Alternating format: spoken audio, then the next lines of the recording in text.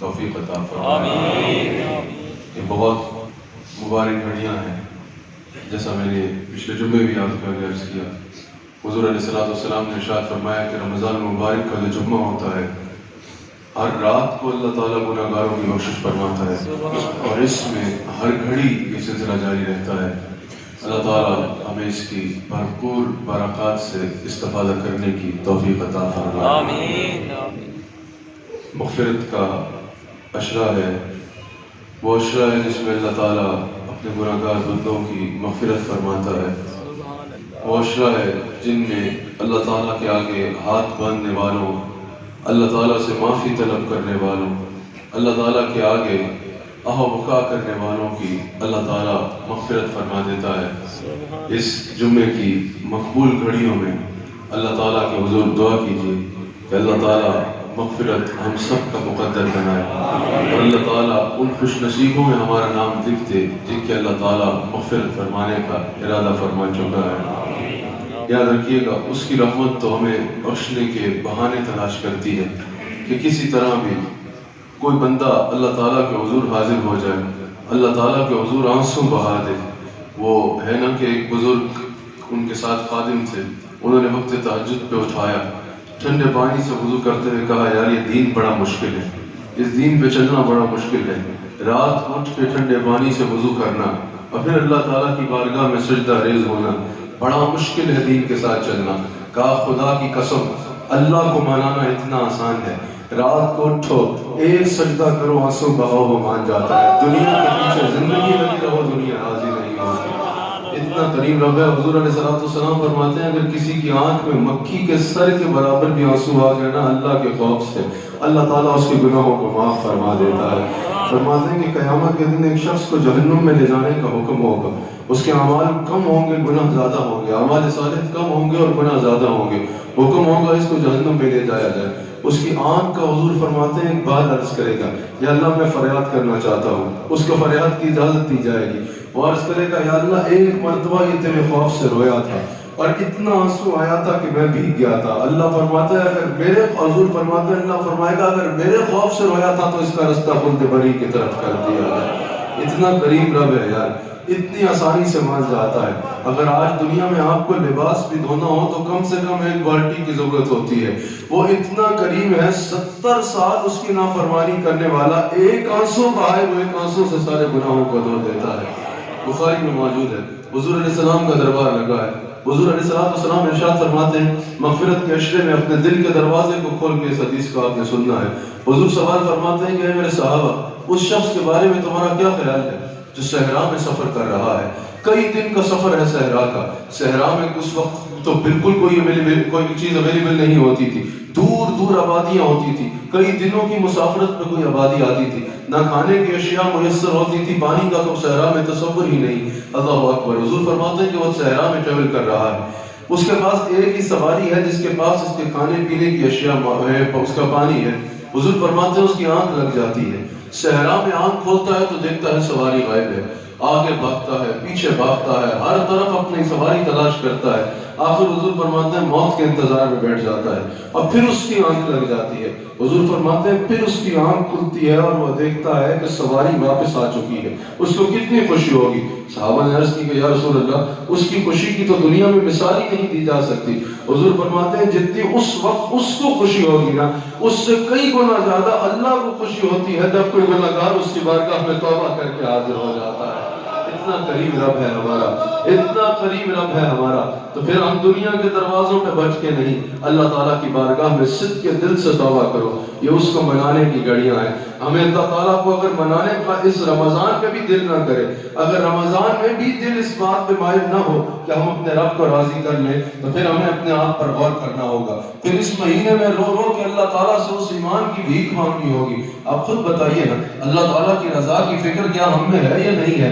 اس کو اپنے اندر تلاش بھی کیا کریں۔ دنیا میں اگر کوئی آپ کا دوست آپ کو بلائے.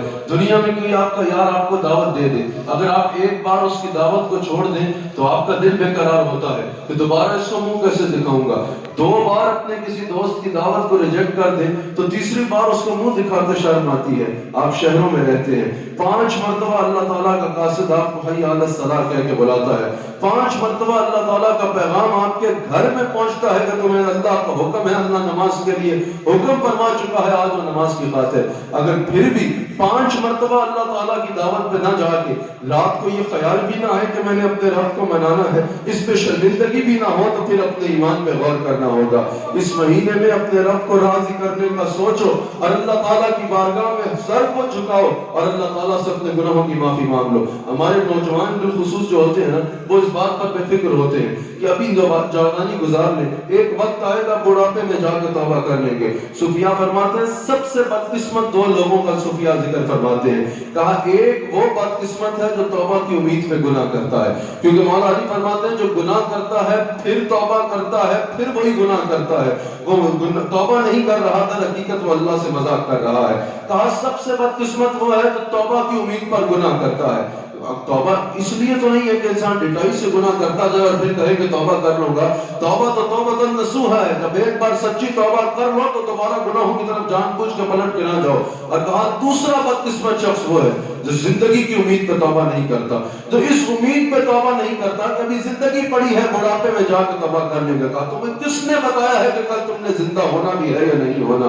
تمہیں کس نے بتایا ہے کہ بڑھاپا آنا بھی ہے یا نہیں آنا؟ صدق دل سے اللہ تعالیٰ کی بارگاہ میں توبہ کرو اور اپنے گناہوں کی معافی مانگو.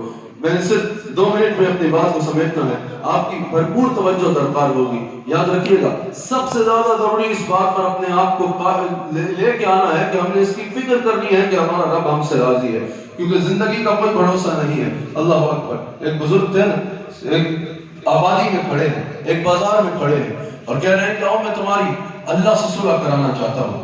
کسی نے پوچھا بھائی اللہ سے صلح کرانے کے ضامن بنے پھرے ہو, اللہ سے صلح کرانے کے لیے جو ہے وہ ضمانت دے رہے ہو, یہ بتاؤ کہ کس طرح کہہ رہے ہو؟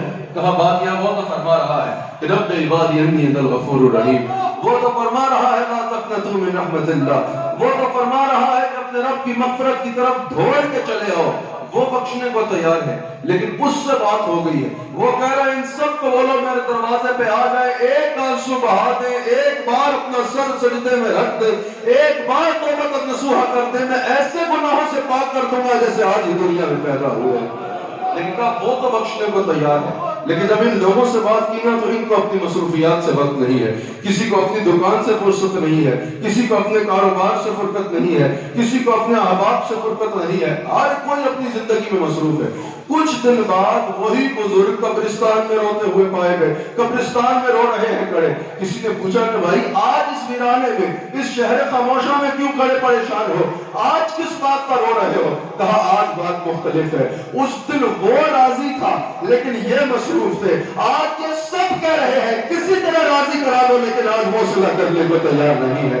اس سے پہلے کہ زندگی کا وقت ختم ہو جائے, اس سے پہلے کہ یہ سانسوں کی مارا رک جائے, ہر ایک کو چاہیے کہ اپنے آپ پہ توجہ کرے, ہر ایک کو چاہیے اپنے رب کو راضی کرنے کی جستجو کرے, اللہ تعالیٰ کی بارگاہ میں سجدہ ریز ہو کے اس سے اس کے گناہوں کی معافی مانگو. وہ تو اتنا کریم ہے. حضور علیہ السلام فرماتے ہیں اللہ کی شان کے شایع ہی نہیں ہے کہ کسی پر دعا کا دروازہ کھول دے اور قبولیت کا دروازہ نہ کھولے. حضور فرماتے ہیں تمہارا رب حیا کرنے والا ہے, اور اللہ کو اس بات سے حیا آتی ہے کہ کوئی میرے دروازے پہ آ جائے اور میں اسے خالی پھیر دوں. اللہ تعالیٰ اس بات سے حیا فرماتا ہے. یار آپ خود بتاؤ, اللہ تعالیٰ خود آپ کو بلا رہا ہے نا کہ میرے دروازے پہ آ جاؤ میں تمہیں عطا کروں گا, میرے دروازے پہ آ جاؤ میں تمہیں معاف فرماؤں گا, میرے دروازے پہ آ جاؤ میں تمہاری جھولی کو بھر ڈالوں گا. اگر آپ کسی فقیر کو کہیں کہ میرے گھر آ جانا تو خود آ جائے تو وہ اور بات ہوتی ہے.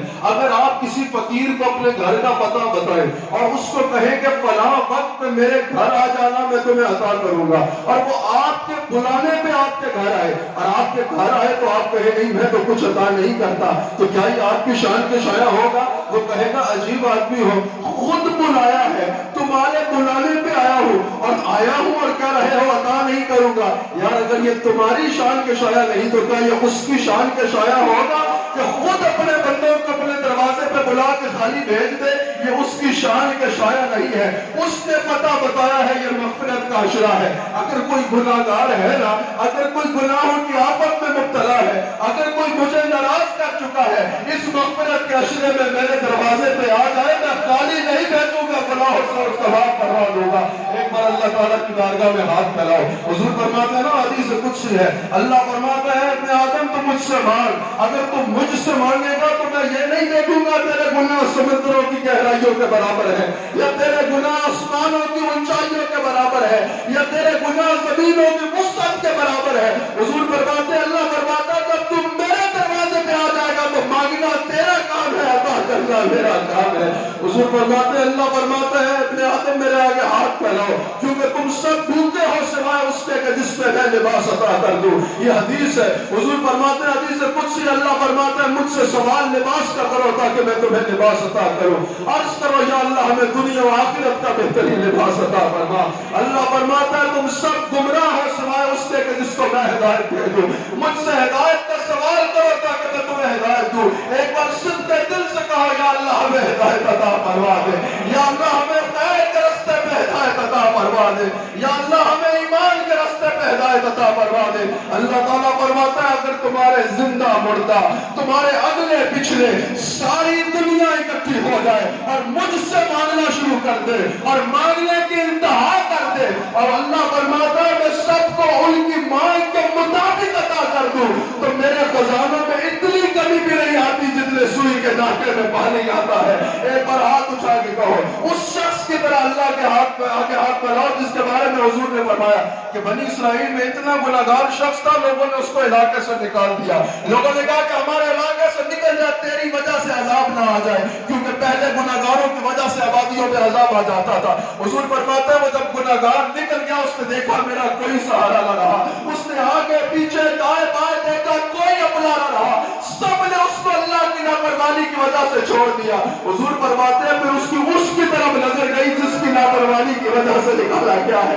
اللہ کے خوف سے کانپنا شروع ہو گیا اور اس نے کہا کہ یا اللہ اگر مجھے معاف کرنے سے رحمت کم ہو جائے تو معاف نہ کرنا، یا اللہ اگر مجھے رحمت کرنے سے تیری رحمت میں کمی آتی ہے تو معاف نہ کرنا، یا اللہ مجھے معاف کرنے سے تیری رحمت کم تو نہیں ہوتی. حضور فرماتے ہیں وہ کہتا ہے مر گیا اللہ تعالیٰ نے کبھی تو وہی فرمائی کہ میں اس کی مغفرت فرما چکا ہوں. اسی کے بعد ہاتھ اٹھاؤ، یا اللہ ہمارے گناہ تیری رحمت سے زیادہ نہیں ہے، یا اللہ ہمارے گناہ تیری بخشش سے زیادہ نہیں ہے، یا اللہ اپنے حبیب علیہ السلام کے صدقے ہماری مغفرت فرما دے، یا اللہ یا کریم رسول اللہ علیہ السلام کے صدقے سے ہماری مغفرت فرما دے، یا اللہ یا کریم ہمارے گناہوں کو معاف فرما دے، یا اللہ یا کریم رمضان کے اس دوسرے جمعے میں تیرے گھر میں تیرے فقیر بن کے تیرے در کے سواری بن کے حاضر ہیں اور فریاد کرتے ہیں ہمارے گناہوں کو معاف فرما دے.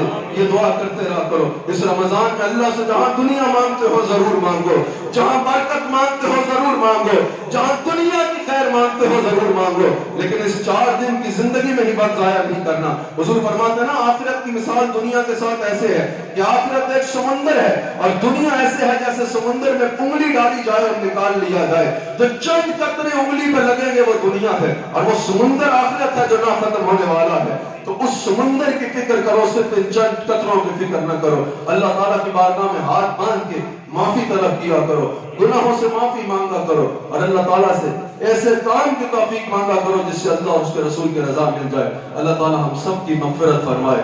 اس عشرہ مغفرت میں اللہ تعالیٰ رسول اللہ علیہ السلام کا صدقہ ہمارا نام ان لوگوں میں لکھ دے کہ جو جن پر اللہ تعالیٰ راضی ہو چکا ہے. اس میں لازماً کوشش کیا کرو کہ رو رو کے اللہ سے معافی مانگو. لوگوں میں ایسا نہ کرنا، ریاکاری کی نیت ہو جاتی ہے. اکیلے میں اگر رونا نہیں آ رہا تو رونے کی شکل بنا لو، اللہ تعالیٰ کے بھکاری بن جاؤ، اللہ تعالیٰ کے سوالی بن جاؤ اور سجدہ ریز ہو کے اس کی بارگاہ میں جتنا جھکتے چلے جاؤ گے اللہ دنیا و آخرت میں اتنا بلند کرتا چلا جائے گا. اللہ تعالیٰ ہم سب کو ایسے کام کرنے کی توفیق عطا فرمائے جس کے بارے میں میرے امام اہل سنت نے کہا کہ کام وہ لے لیجئے آپ کو جو راضی کرے، ٹھیک ہو نام رضا آپ پہ